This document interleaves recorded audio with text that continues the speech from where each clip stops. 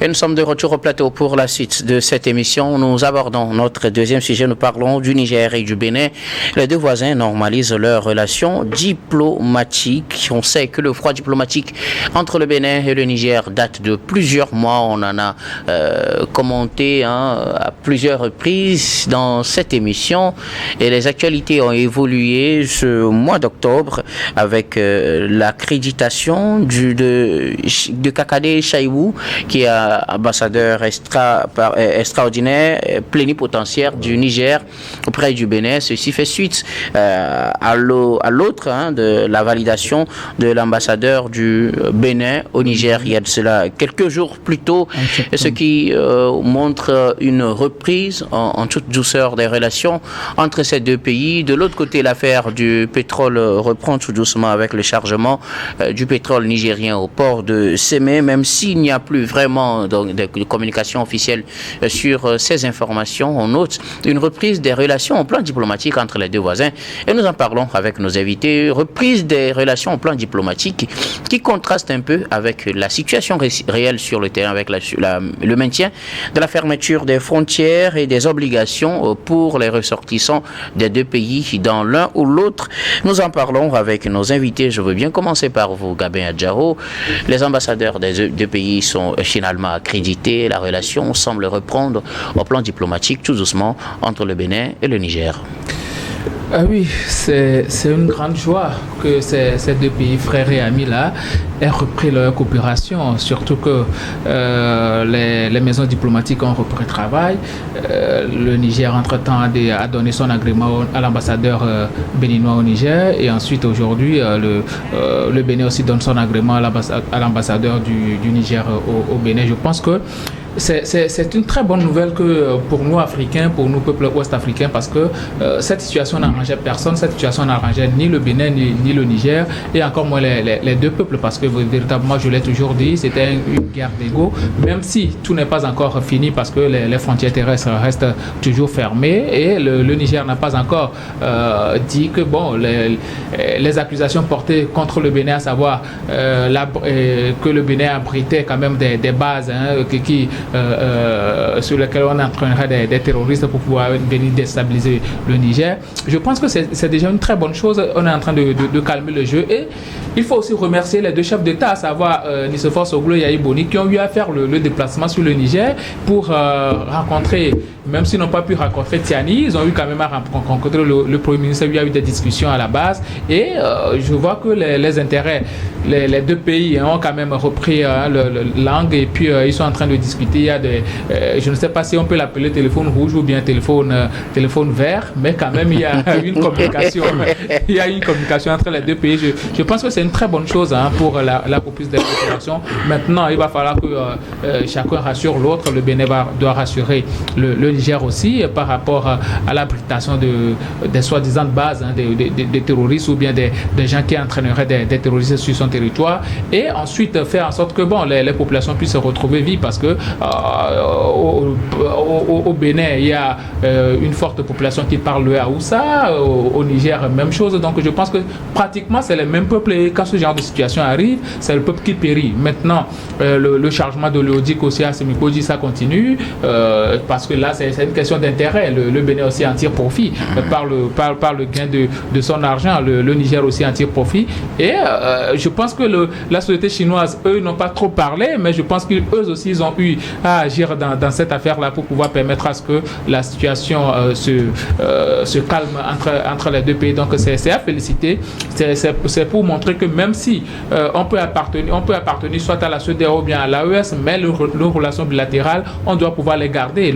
Les intérêts ne doivent pas nous échapper, même si parfois l'ego peut prendre le dessus, mais à un moment donné, il faut revenir sur terre et savoir que véritablement on est en train de diriger un pays pour les populations, et les intérêts des populations sont en jeu. Donc félicitations à ces deux présidents-là, Tiani et Patrice Talon, qui ont essayé quand même de renouer, et surtout je pense que Talon va faire désormais attention pour prendre position en cas de sanctions prises par la CEDEAO, parce que véritablement, c'est sa position lors de ce coup d'État-là qui a posé problème jusqu'au jour d'aujourd'hui. Donc, félicitations à eux. On va leur dire de poursuivre la relation, les discussions, et que les frontières terrestres soient ouvertes, puisque les populations vaquent leurs occupations de part et d'autre. Il va falloir leur ouvrir la frontière pour que les activités reprennent de plus belle pour les populations. Merci beaucoup à vous, Gabin Adjaro. Alors, Adam Adjaro, ce 16 octobre, le Bénin a accrédité l'ambassadeur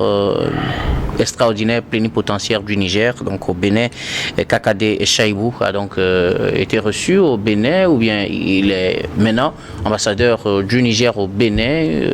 On connaît le vide qui avait régné depuis un moment suite à ce froid diplomatique qui s'est installé entre les deux voisins. Son installation au Bénin fait suite à l'installation de l'ambassadeur béninois au Niger aussi depuis août. Il s'appelle Jidas Agonkan, et donc les deux pays ont repris d'une certaine manière leurs relations diplomatiques, une normalisation qui fait suite à plusieurs mois de blocage. Oui, une reprise timide mais efficace, qui reste à améliorer dans la mesure où l'objet de la discorde, qui est le maintien fermé de la frontière côté Niger, avait provoqué entre-temps des incidences, notamment la rupture des relations diplomatiques. Et vous savez, lorsque il y a eu des incidences liées donc à deux pays, c'est justement la relation diplomatique, lorsqu'elles viennent à s'effondrer, justifie en réalité que les relations sont à un point assez mort. Donc pour union avec ces relations-là, il faudrait également partir, en tout cas de ces deux, reconnaissant de diplomatique, ce qui a été fait du côté Niger sur la demande du Bénin, mais la réciprocité aussi au niveau donc du Bénin en ce qui concerne l'ambassadeur du Niger. Mais ce qui est important, justement, quelque part, lorsque vous prenez la personnalité également envoyée par le Niger, convoque également un certain nombre d'approches, puisque d'abord c'est un magistrat. Ça voudrait dire quelque part qu'il y avait également des questions juridiques qui se posaient, puisque la prise de bâti par le Bénin en ce qui concerne ces sanctions-là, de mon point de vue, n'est pas une pression exercée sur le Bénin, si même d'aucuns peuvent également le constater ainsi. Mais quelque part, je pense que lorsque vous êtes un État souverain, que vous adoptez une dynamique d'ensemble, notamment la dynamique de la CEDEAO, avait permis, en tout cas au Bénin, même si entre-temps l'hostilité nourrie par le Niger en ce qui concerne la France était également un point pris en compte dans cette posture mise donc par le Bénin, mais il n'en demeure pas moins que le Bénin reste un pays souverain et peut prendre des décisions au regard de l'ensemble communautaire dans lequel il se trouvait. Mais ce qui est important aujourd'hui, c'est cette normalisation-là voulue de tous les vœux par pratiquement les deux pays, puisque quelque part, ce sont les peuples ou la population qui en pâtissent. Mais aujourd'hui, étant donné que cette question n'est pas définitivement résolue, puisque chacun estime que les jours à venir, l'ouverture de la frontière qui reste fermée du côté Niger est le point réellement donc qui intéresse pratiquement chaque acteur, que ce soit ceux qui exercent des activités commerciales ou les transporteurs.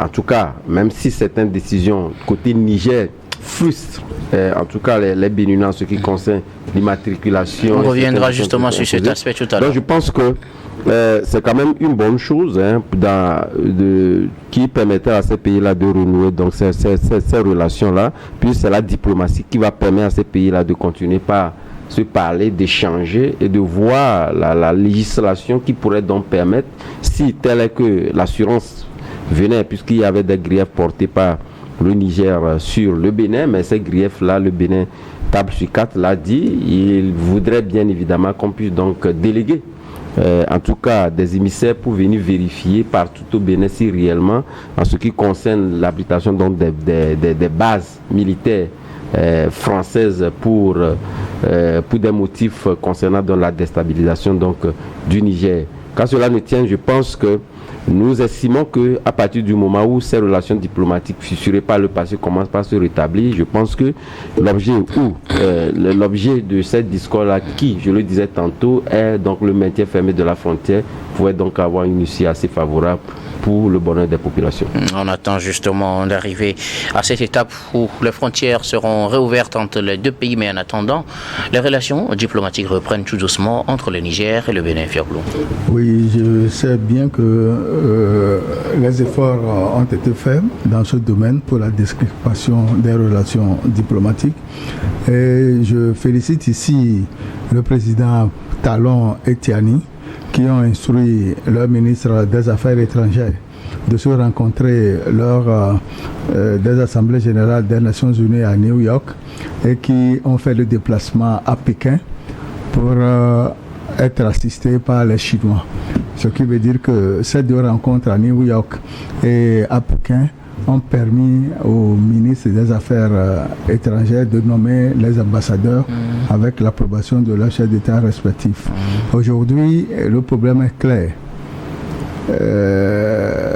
Ce que Tiani récusait au Bénin, après toute vérification, c'est infondé. C'est pourquoi cette relation a repris. Mais la description la mieux attendue est la réouverture des frontières, qui est très utile pour les deux pays. Toutefois, nous pouvons reconnaître aussi que, à part cette décrispation, il y a un quatrième navire qui a chargé le pétrole brut nigérien d'un volume de 155 000 mètres cubes.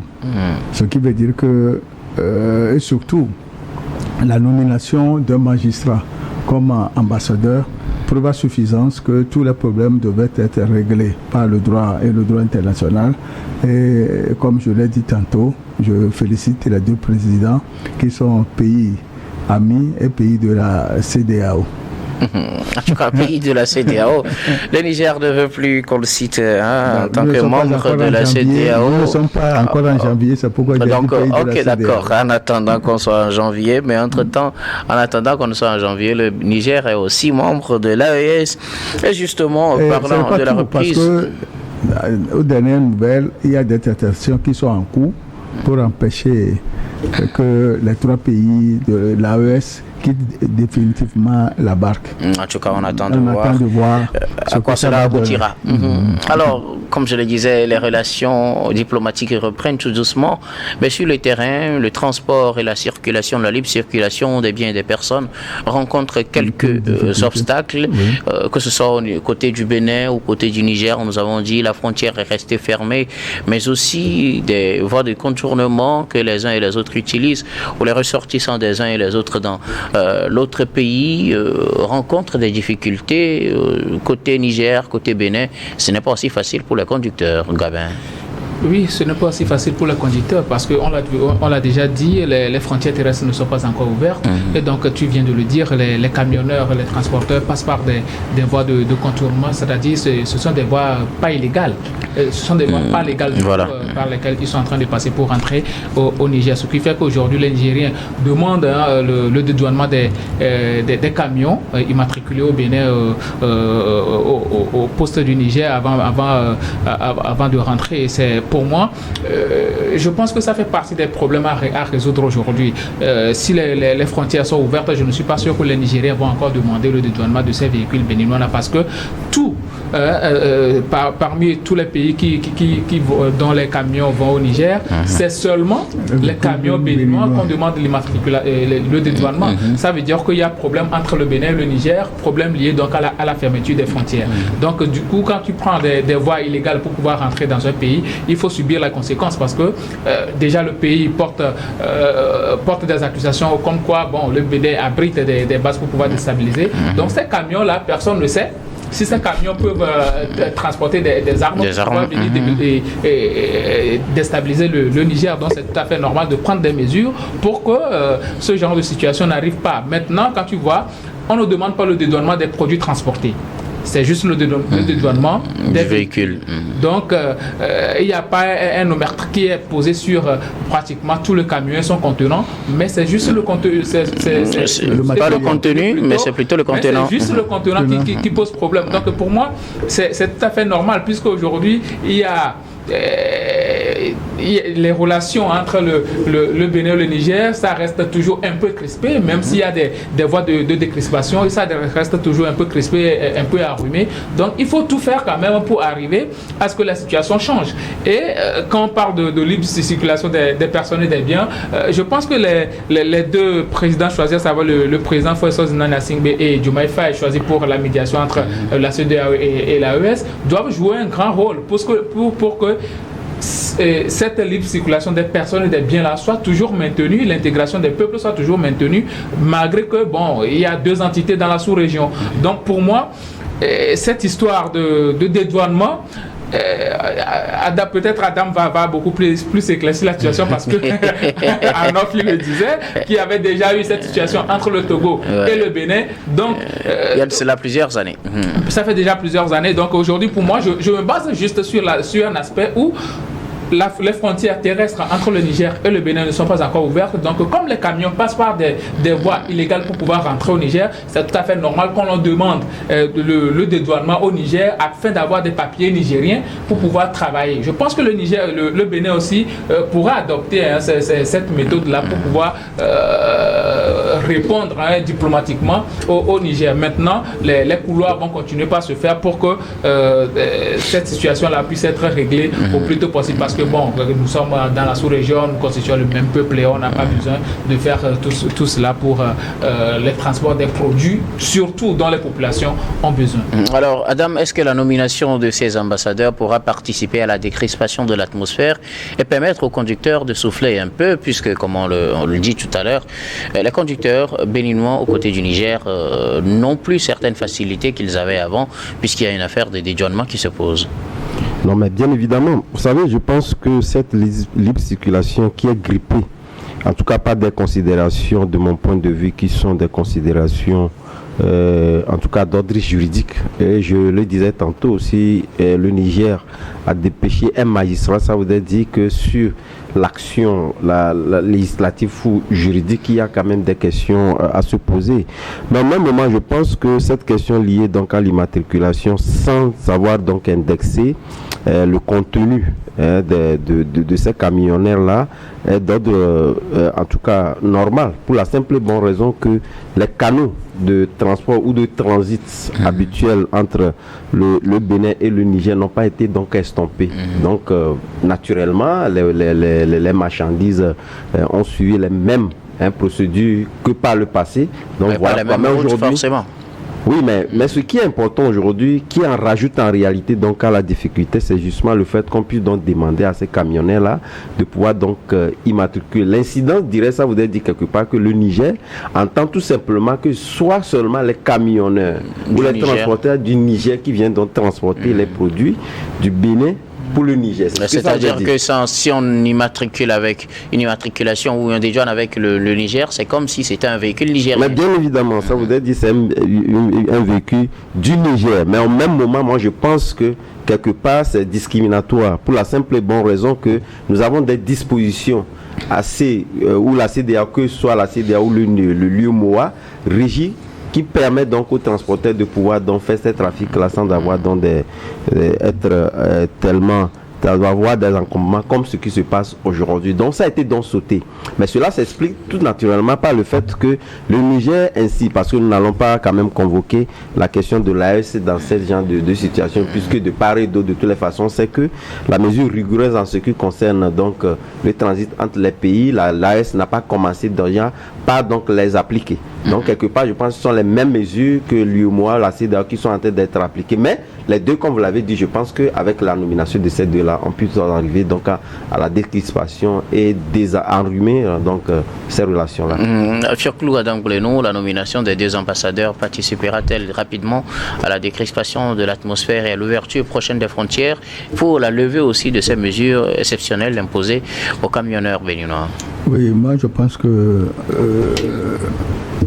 la décrispation est possible Ben, c'est au cours de la décrispation que le ministre nigérien des Transports a sorti la note et le communiqué et la mise en application, disons, il n'a pas question de nous, de la mise en application de cette mesure. Et le responsable des transporteurs béninois a dit que ce n'est pas possible et a saisi son gouvernement pour des négociations avec le gouvernement nigérien. Il n'a pas demandé une mesure de rétorsion, mais il a parlé de négociations avec le gouvernement nigérien afin que cette mesure soit levée. À mon point de vue, je ne sais pas si le ministre nigérien des Transports ou bien le gouvernement nigérien voudrait que les voies détournées que les camions béninois prennent pour rentrer dans le Niger, ils ne veulent plus que ces véhicules viennent au Niger, ou bien le gouvernement le fait à dessein. Bon, et si c'est comme ça, moi je peux dire que c'est une sanction contre les contrevenants. La frontière n'étant pas ouverte officiellement, donc il n'est pas normal qu'on trouve des véhicules béninois sur le sol nigérien. Donc c'est juste pour le conformisme. Pour le conformisme, c'est ça. Merci beaucoup à vous, Fioclou. Gabin, vous voulez ajouter quelque chose? Oui, juridiquement, je pense que le Niger n'est pas en faute. Juridiquement, le Niger n'est pas en faute, puisque la CEDEAO avait déjà prévu des mesures par rapport au pacte de non-agression entre les pays de la CEDEAO. Mais déjà, le Bénin s'était positionné pour aller déstabiliser le Niger, à savoir aller déloger Tiani du pouvoir. Déjà, il y avait un pont qui était coupé entre les deux pays. Aujourd'hui, je l'ai déjà dit, il y a une fermeture terrestre des frontières entre les deux pays. Maintenant, quand tu passes par des voies détournées, c'est tout à fait normal que d'autres mesures te soient imposées. Maintenant, si le Bénin ne l'applique pas, bon, c'est le problème du Bénin. Mais le Niger est tout à fait dans son droit de vouloir réclamer cette mesure-là, puisque c'est tout à fait normal, c'est prévu par les protocoles additionnels. Maintenant, au niveau des discussions, je pense qu'il faut tout faire pour pouvoir rassurer les deux peuples. Puisque je l'ai déjà dit, ce sont les mêmes peuples. Il faut tout faire pour qu'on arrive à une meilleure solution. Merci beaucoup à vous tous pour vos contributions. Nous allons marquer la pause pour le journal, puis on reviendra tout à l'heure pour la suite de cette émission.